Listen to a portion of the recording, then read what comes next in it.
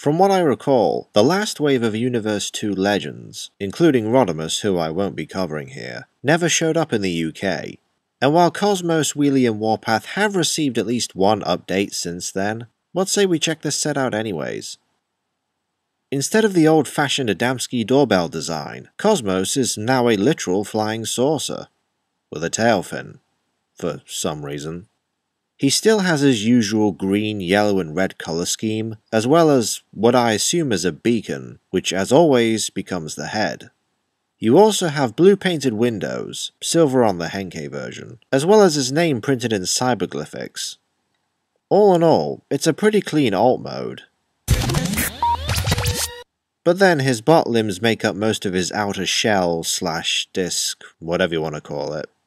The end result is a slimmer, streamlined version of the character, though he retains his broad chest, minus the tech details, and bears a show-accurate head. Cosmos has 6 points of articulation, though I wish there was a swivel somewhere in the arm so that the yellow forearm details could face forward. As is, he basically has chunks of UFO for arms. Next up is Wheelie, who instead of a Cybertronian car, is now a junk planet speeder. This just looks more like an Earth car to me, and I have to say, I like this design better. It looks a lot less ugly, even in Wheelie's puke-tastic orange and grey colour scheme, though from what I've seen the Henkei version looks even worse. And I'll give this toy one thing, the alt mode holds together worlds better than the Titan's Return figure. I'll cross that bridge when I come to it. Excluding the arms, the bot mode looks decent enough. Then again, anything's a step up from this. Regardless, there's no doubt this is G1 Wheelie.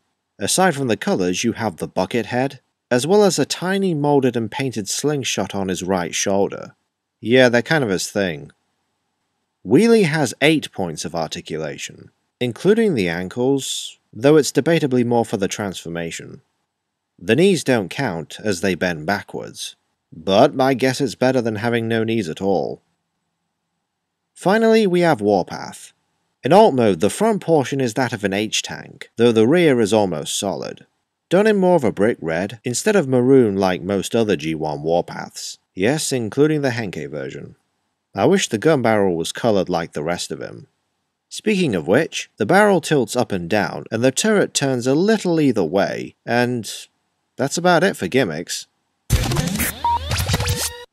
Like Cosmos, this is a trim version of the G1 design, though he retains his iconic chest cannon, something Combiner Wars Warpath lacks, being a Megatron repaint, and the head sculpt is spot on, not that you could tell what with the lack of paint.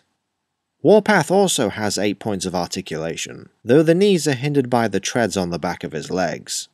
Of course you can adjust them so they bend further, though it looks kind of awkward.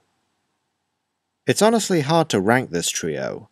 Warpath has the best bot mode, Cosmos has the best alt form, and Wheelie? Well, both modes are equally satisfactory.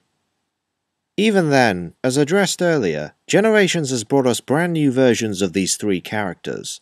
So really, this, along with Wave 4, are only for those who want fun, pocket-sized toys of their favourite G1 minibots. And Wheelie.